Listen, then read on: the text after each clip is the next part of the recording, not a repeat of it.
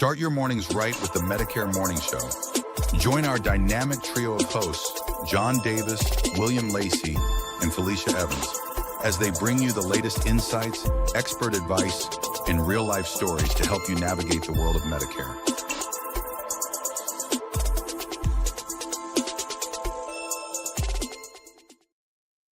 And we are back. Another beautiful Monday morning. The Medicare Morning Show is here every Monday at 10 a.m. giving you news that you can use regarding health, community, and Medicare education. I'm your host, as always, and I'm here with two amazing co-hosts, the famous Mr. William Lacey. What's up? You hyped this morning, John? Why not? Look, I've been drinking my water all day. I got you. All morning. And next I have Felicia Evans. Fee, come on in here. Where you at? What it do, y'all? What's going on? We are here. It's bright and early. We are here. You hear me?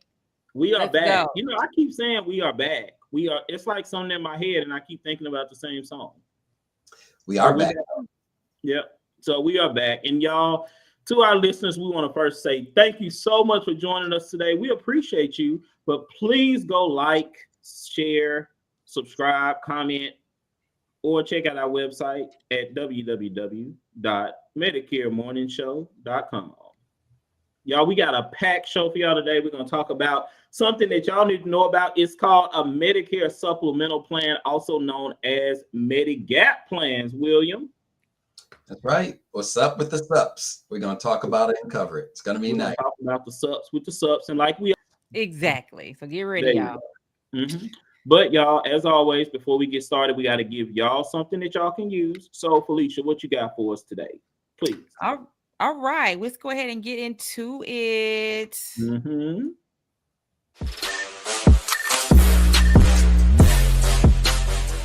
So today's healthy tip is going to speak about sleep.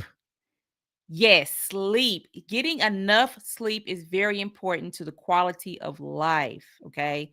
Poor sleep can drive insulin resistance, can disrupt your appetite, because you know sometimes you don't want to eat and you want to eat too much. That all does that. Even hormones, okay?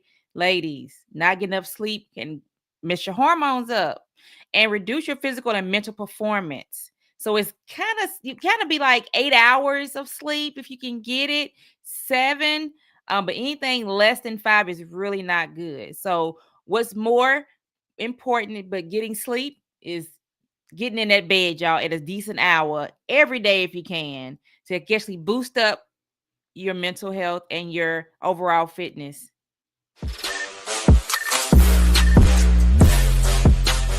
Okay, Fee. So I'm gonna be the first to say that I don't get 8 hours of sleep. Ever. John. Ever. I'm right there with you, man. If I'm getting 8 hours, I'm on vacation. That's the only way. Well, you know, when you're on vacation, that's the best time to sleep. And it has nothing to do with where you are. I think it's because of the hotel beds are comfortable. Yeah, that's true. Yeah. That's true. But Fee, I know you don't get 8 hours of sleep.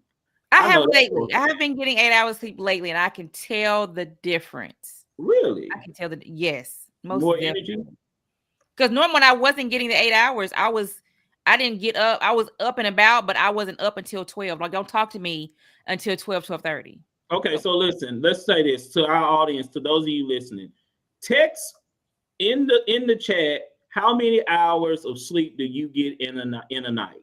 I want to know. I'm just curious.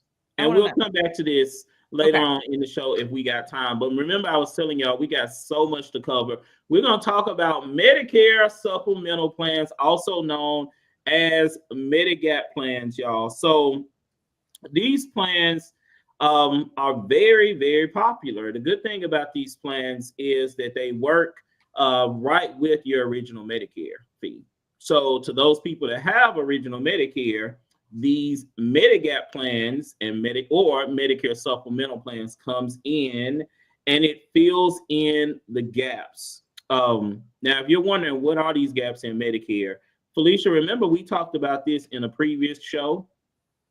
I think it was. Do we got that clip to pull up? We sure do.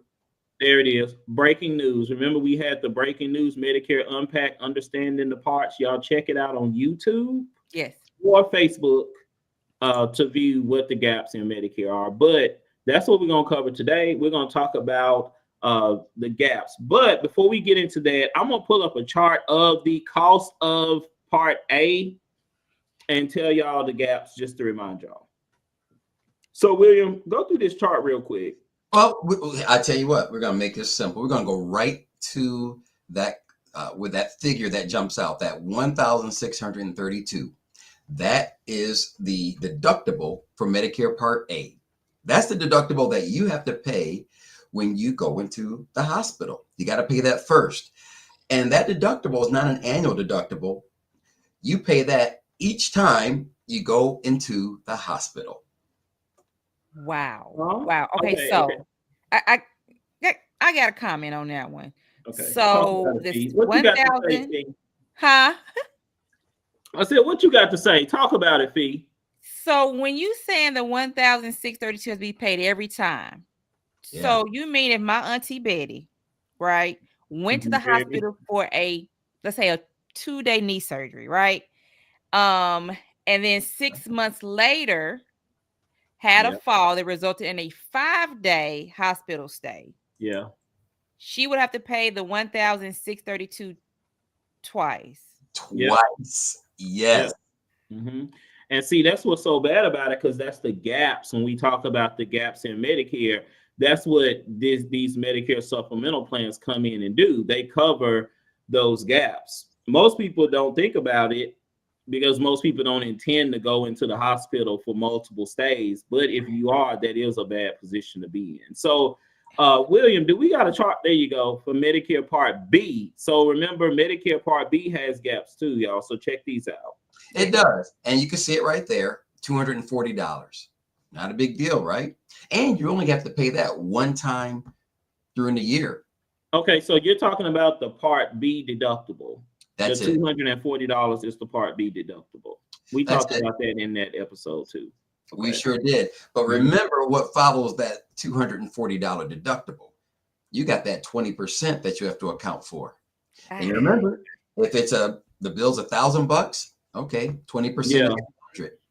But so y'all know y'all know with the original Medicare, you do pay your deductibles, but then there's a 20% coinsurance that you pay for all of your other services. So when you go to the hospital, you have x-rays or surgery, they're going to bill you the 20%, which is also known as the coinsurance amount. So, yeah. So guess what, y'all? That give me my money. That part it goes up. It's like, wow, that 20% could be either a good thing or be a bad thing, depending on your what your services are, what services you get, what the cost is. And again, it can go, if you get that big fat $20,000 bill, you better hope you don't have any more bills the rest of the year. Yeah, I'm shocked like this picture and this arrow that keeps going up. You shocked. Yeah, because look at her mouth. She's like, what is this? Because but see, what's so bad about this 20% is that there's no cap. Like, at least with other plans, there's a max out of pocket that you pay per year. But with the original Medicare, there are no max out of pocket. So a Medicare supplemental plan comes in and it pays those gaps that we would normally occur. So these things started in 1980, basically. The federal government decided to what we call standardize or make these all the same, no matter what insurance company you deal with. Okay. So that was, they passed an act that standardized these. So that's when it started. Let's take a look. And there we are. A, B, C, D, E, F, G.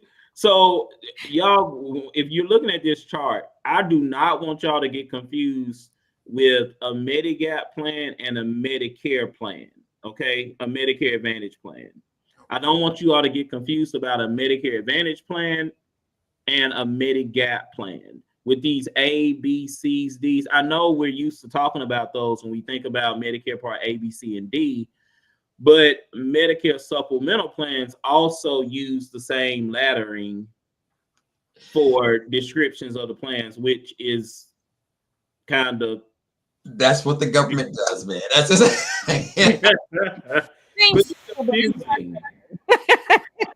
It's very confusing. And everybody says, I got a Part B card or I got a Part B plan, but if you don't specify, then it could be confusing. Yeah.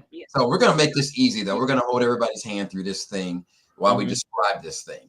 Now, you just take a look at them. There's 10 of them, but really, and we'll get into this. There's only 8 really available at this point. Now, again, they're standardized. So whether you go with company A or company B, they have to offer what you see here. It's all standardized, same plan. So why are there so many different plans, so many different companies that offer the same thing?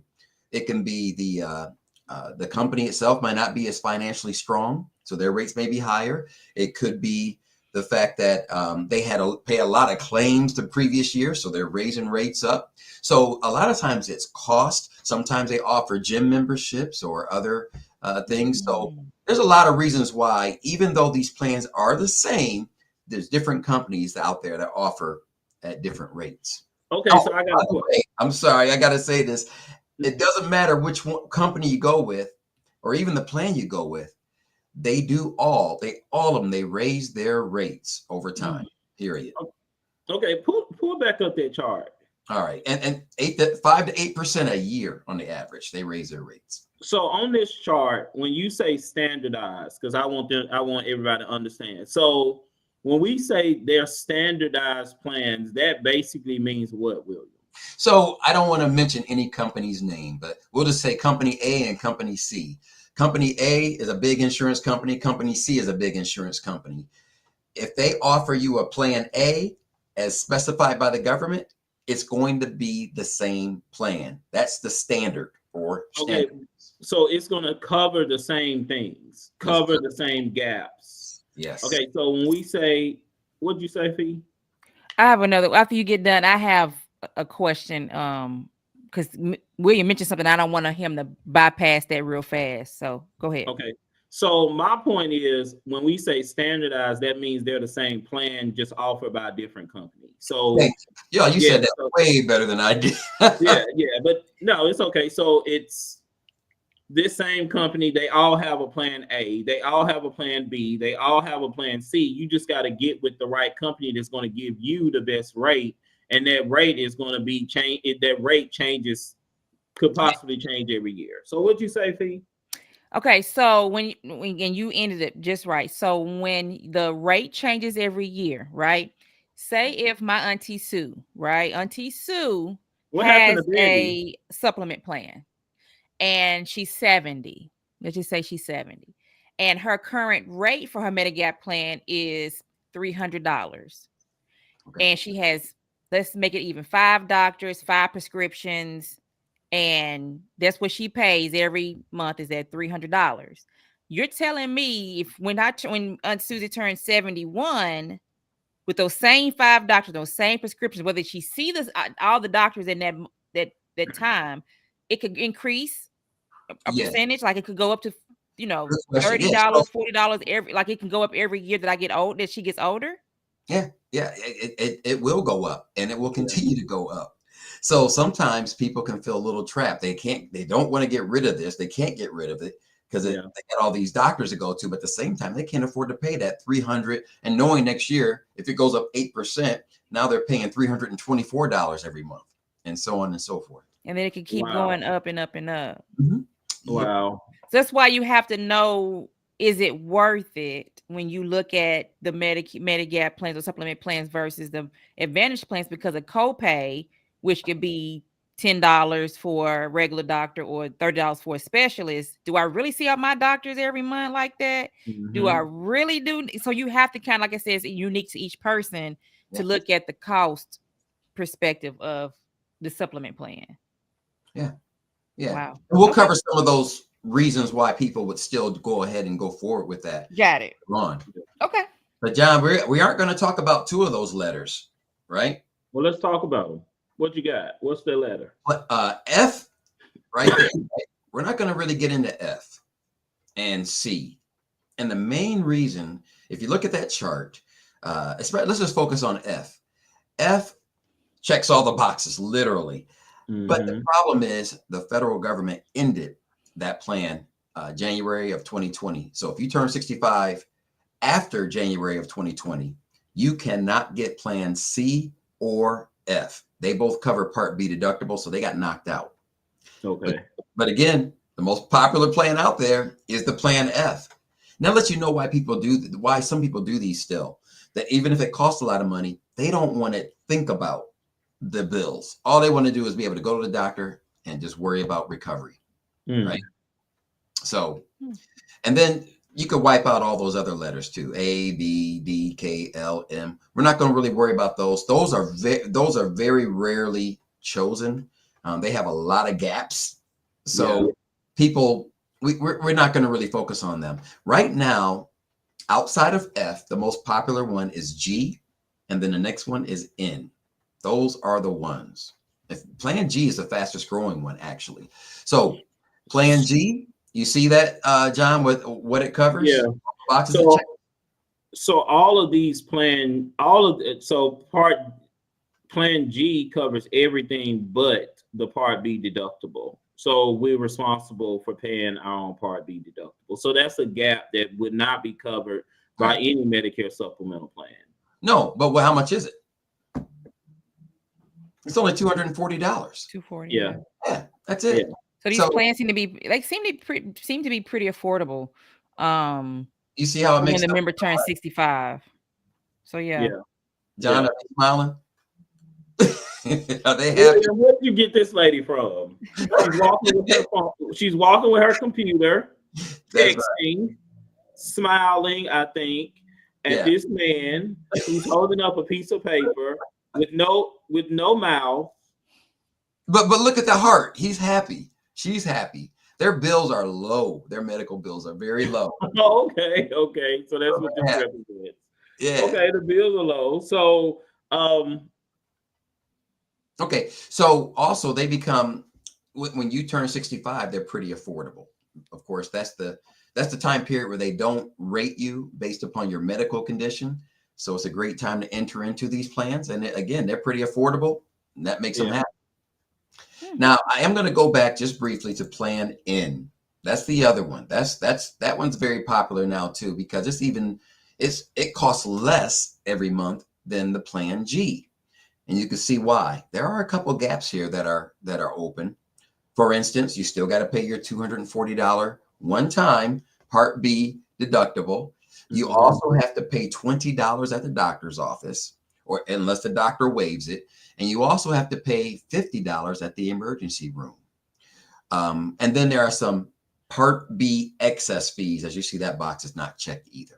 And y'all know what those are, right? Interesting. Yeah. Those excess fees are just the how much the doctor can charge over the Medicare approved amount, right? But in general, think about this. You get a Plan G that covers just about everything. Okay, so it covers everything, but when we talk about so it covers everything, but you were saying the gaps. So the gaps would be the Part A deductible, Part B deductible. Oh, you mean the overall gaps? I'm sorry. Yes, the gaps that need to be covered. I'm sorry. Part A deductible, $1,632. Yeah, and then the Part B, whatever you have to pay for Part B. And then whatever plan you choose, whether it be the Plan N or the Plan G, you will be responsible for those out of pocket costs. Yes. Okay. And you pay your monthly premium. So this right here seems like it's absolutely perfect or excellent coverage. Okay, because here's the question. Now, Fee, you had an aunt Brenda. My mama's name is Brenda, so you better not say nothing bad. Okay. We're gonna go with Aunt Brenda. Okay. Your aunt Brenda, she's at the doctor, okay, and she wanted a plan. Let's say, for instance, she wanted a Plan G. Okay, and she also has a Medicare Advantage plan. Because believe it or not, that does happen to some people where they have a Medicare supplemental plan because they didn't know, somebody told them they needed it. And then they wanted the dental, vision, and hearing. So someone came and helped them get that. So now they have like kind of two type of insurances. Is that possible? No, John. Wait. No. Nope. No, I'm I'm gonna just stop you saying. right there. Let me tell you why. Okay. It is illegal to have both a Medigap and a Medicare Advantage plan. You can only Okay. choose one. Okay. Can't have the best of both worlds? Well, look, that's the American way. I want it all.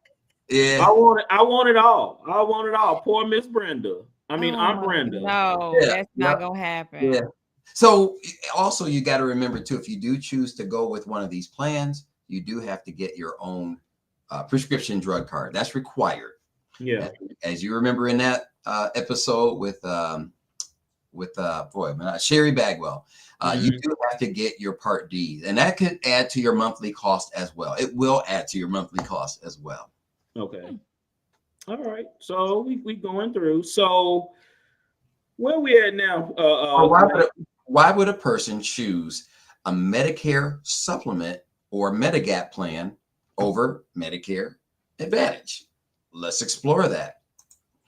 Let's just say you don't want copays at all when you go to the doctor, or you want very few copays. And there's your Aunt Bryn or Brenda. That's not my Aunt Brenda, but okay. But let's just say they don't want to think about bills while they're trying to recover. She's out of the hospital, got her knee fixed and everything, going for a checkup. And look at, she's happy, John. She is smiling. Even the doctor's happy. Even the whatever that thing is in the background is happy. So a little human with the open body. Whatever that thing is. Human with the open body. Okay. Right. Open body man is happy. So Aunt Margaret looked like she's doing better and she's happy. She didn't have any bills. She didn't have to pay anything out of pocket, but she pays the monthly premium for that Medicare. The Medicare Supplemental. But she could afford it. She could afford it, so she don't have to think about this stuff. What about if you have a Medicare Advantage and you have some health concerns? You got to go in. How much does it cost to get MRIs, outpatient surgeries? How much does it cost to get physical therapy, right? Yeah. Copays and things. So some people, they don't want to deal with the copays for that. So they go with the Medicare Supplement or Medigap. Or what if Aunt Betty lives in Florida for and she doesn't want to have to worry about doctors and networks and things like that Medicare Advantage plans have to deal with. Or you just like to travel a lot, right? So Medigap would be the answer. So, William, I got a question for you. All right. Because the people want to know. The people want to know. The people want to know where you found these people. John. This man walking with his coat on. It looks like the fall. It doesn't even look like it's snowing. He's walking to school. Oh, with a big old coat on. So he's happy. So basically, with the Medicare supplemental plans, remember, y'all, we talked about the pros and cons. Remember the episode, Fee? I remember you talking about the pros and cons of having a Medicare Advantage plan compared to having original Medicare. Yes. And the cons, remember those, Fee? I think they were having a network of doctors. Right, being limited on who you can go see. Mm-hmm. A lot of people don't like to be limited at all when it comes to doctors and service and network. So yeah. Mm-hmm. And then another one was traveling from one state to the next, because Medicare supplemental plans cover you all over the United States. Wherever you go. Yeah. Even out of the country, they have emergency care, which makes sense because you don't go to the doctor in another country unless it's an emergency. So yeah. It's a nice fit if it fits your budget. Right. Okay. And your lifestyle. You have a new lifestyle at 65. Yeah. Grandkids gone, the kids gone. It's only you. So yeah. Yeah, they say that, but then they want the grandkids all the time. So I don't know. Not I. Not I said Fee. I done raised mine.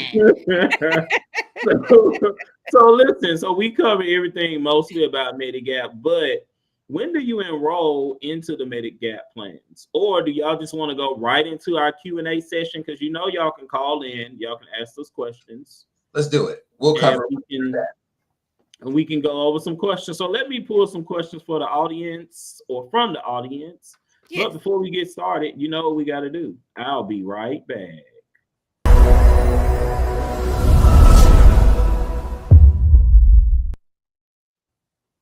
All right, now let's go straight into the queue and pull a question. 1 second. Here we go, Fee. Let's work. Right. Susie out of Columbia, Tennessee, and she's asking, what's the cost of a Medigap plan? Good question. What's the cost of a Medigap plan? So I'll take this one. Okay. It varies. There's no way we could give you a straight answer on this one. And it's simply because of the things we talked about before. The area you live, whether you're male or female, there's a lot of factors that go into it. So, of course, you want to get a quote from a trusted advisor. Okay, so I got another question to add on to that one. So this trusted advisor would pretty much sit down with her and go over all the plans and see which one she can get a best rate to decide which one is best for what was her name? Miss Susie? Yes, exactly. They could get there. You actually can rate yourself on Medicare.gov, the government website. However, again, a trusted advisor could tell you all the nuances, the ins and outs and breakdowns. And so, yeah, you could get that, and they could give you a bunch of them on one sheet or one tablet, whatever, and you can see the rates and which one you want to go with. Compare and contrast. I like it. Next question. Hold on. Let me pull something. What we got, y'all?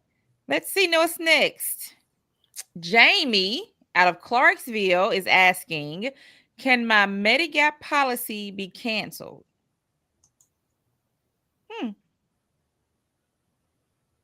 Can it be canceled? Non-payment. You got it, John? Yeah, I'll take this one. So a Medigap plan, just like Fee just said, because Fee drops the bombs. Fee just said that a Medigap plan cannot be canceled unless it's canceled for non-payment, but they can't cancel you because you got sick or you were hospitalized. It's only if you fail to make a payment and you just don't pay. Right. So yeah, Jamie, there you go. There you go. All right, what we got next, y'all? If you got more questions, go ahead and write them to us now. We can catch it. Yep. Michael out of Nashville from Facebook. Hey, Facebook. Out of Nashville's asking, can I switch Medigap plans? Okay, well, the answer is yes. And sometimes it is advisable to at least inquire and see. You got to remember, we talked about, here's the answer to the question you had before, John, that you threw out there. When you get a Medigap plan, the answer is you really can do it anytime. There isn't, the one period they call open enrollment is when you first turn 65, where you don't have the medical questions. You get 6 months of that. After that, you can change Medigap. However, you will be rated because of your medical. If you're pretty good and healthy and everything, you might want to try it. What if you got these high rate ups over the last few years and you want to see if you can save about 20 or 30 bucks a month? So you can change Medigap plans. But again, remember, you're going to be rated according to your new age, your health, and you could possibly even be denied. And then, like we were saying, it increases. So, you know, your rate, if you came right in at 65 versus now you 67. So, right. But you can always inquire and check it out. Yeah. Okay. Y'all just full of information tonight. I'm just today. This morning. Look, it's been a long John, you had to change a tire on your own last week. Look, I had to change a tire in the rain, in the lightning, and I walked to the store and got a rubber glove because I did not want to be electrocuted. You know, rubber stops electricity, I think. That's what I was taught. Oh. John, you're a man of many talents. Yeah, absolutely. Let's get one more question, y'all. Okay, one more. Raymond out of Nashville is asking, can I keep my Medigap plan if I move to another state? Good Okay. one. What we got? Good one. I'll take this one. So yes, you can keep your Medigap plan when you move to another state because your Medigap plan covers the gaps in your original Medicare, which you can go to any doctor in the United States that accepts Medicare. But there is a point we need to think about, William. I think you got something you can share with them on this. If you you have to let your company know that you moved, and remember they do rate according to areas, not just states, but even areas within the state, counties. Wow. So your rate could change because of that. And remember, what's the other thing you have to get when you get a Medigap plan that you're required to have? Prescription drug coverage. And those are regional. That you move out of the service area, you must get another one. And so that could change the plan and change the rate. So there are some changes you have to do when you move. Okay. Fee, you know you control the show. Do we got time for one more question or do we need to move on? We got to move on. We got to move on. We got to do some other things. Okay. So y'all listen up. We talked to y'all today about, or we've talked about a Medicare supplemental plan, also known as a Medigap plan. So what these plans do ultimately is cover the gaps in your original Medicare Part A and Part B. It is suggested that if you're aging in the Medicare, you go ahead and, consider the Medigap plan because there's no health questions. If you are past that 6-month guaranteed issue program or guaranteed issue period, reach out to us or your Medicare advisor and see what other programs are available because you could still qualify for them too. So don't rule it out. Yeah. Guys, we have given you all a healthy tip. We talked about a Medicare supplemental plan and and we shared something. I might go play bingo, John. I'm not sitting on no way. Hey. Me either. Me either. I'm not doing it. Y'all, and we've given y'all something to do beyond bingo. So I want to tell you all, from all of us here, thank you so much for joining the Medicare Morning Show. Our job is to give you news that you can use regarding health, community, and Medicare education. Thank you for joining. Check us out on www.medicaremorningshow.com. We'll see y'all next Monday at 10 a.m. Y'all have a good day.